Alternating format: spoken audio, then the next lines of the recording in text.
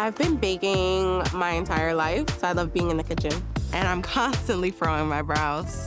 So when some of my friends mentioned they got treated with BOTOX Cosmetic and were happy with the results, I booked my first consultation. BOTOX Cosmetic, it's been FDA approved for over 20 years, and it's the most studied product of its kind. I'm happy with my results. They're very natural looking. BOTOX Cosmetic effects may spread hours to weeks after injection, causing serious symptoms.